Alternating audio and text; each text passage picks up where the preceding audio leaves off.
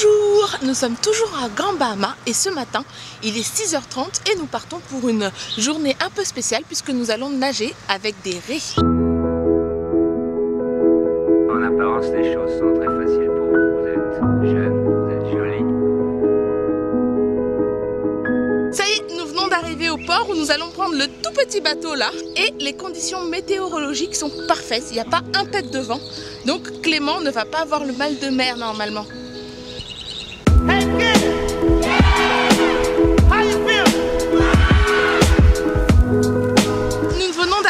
Sur la petite île déserte en fait où on trouve les raies. Alors il faut savoir qu'elles n'ont pas été mises là par les hommes, elles sont naturellement là. Et le tour qu'on fait en fait c'est un tour privé, donc on est tout seul avec les deux filles de l'office du tourisme et Clément. Et du coup le capitaine a réussi à gagner leur confiance au fil du temps. Donc ça fait 10 ans qu'il fait ça, enfin ça fait 10 ans qu'il vient les étudier et seulement 5 ans qu'il amène des gens ici. Il commence vraiment à bien les connaître, certains ont même un prénom. Donc c'est une relation de confiance que ces animaux-là, donc ce sont des animaux sauvages, ont avec cet homme. Il faut savoir qu'on les nourrit, mais ce ne sont pas des gros poissons, c'est vraiment des tout petits poissons, c'est comme des friandises pour eux parce qu'en fait ils continuent d'aller chercher leur nourriture normalement. See the one behind me? That's Hugger. She hugs me when she comes in, see? She's telling me I want to eat. I didn't teach her to do this, by the way. She just comes in.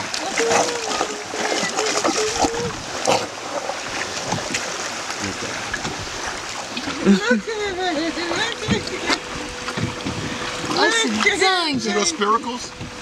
Yes!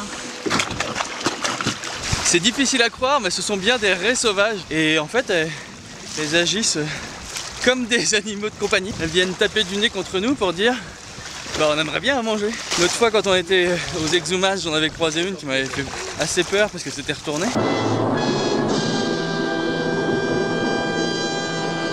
Et du coup, c'est bizarre de se retrouver avec une dizaine autour de soi.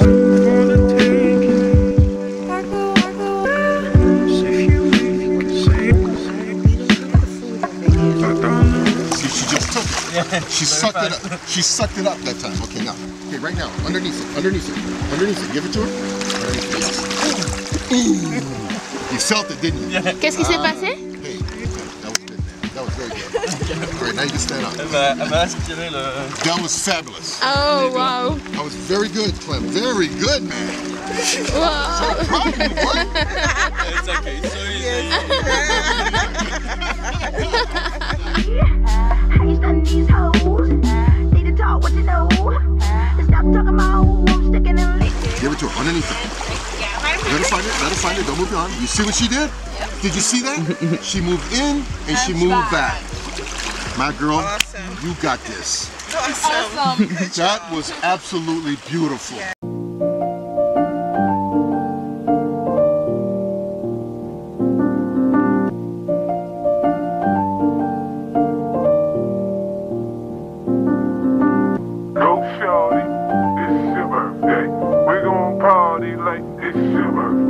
On était venus pour voir les raies et en fait il y a eu 3-4 requins qui sont venus, des requins citrons. On a pu nager avec eux.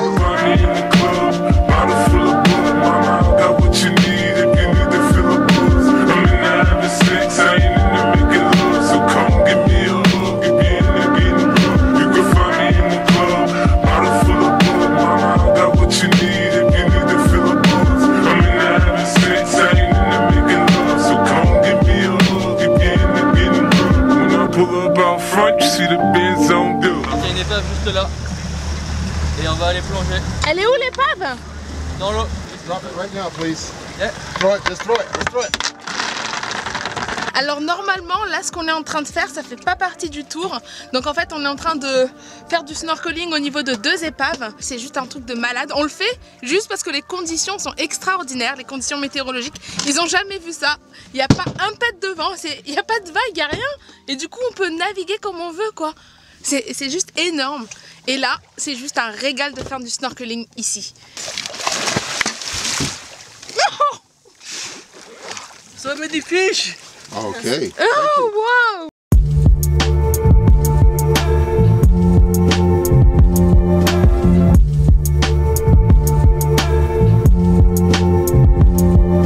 Là on est sur le site d'un vieux galion du XVIe siècle qui a coulé complètement. et qui est encore là. Apparemment il est énorme. On est juste un peu inquiet parce qu'on a vu un requin rôder autour. Mais c'est pas tous les jours qu'on a l'occasion d'aller voir un vieux galion dans une mer aussi dingue.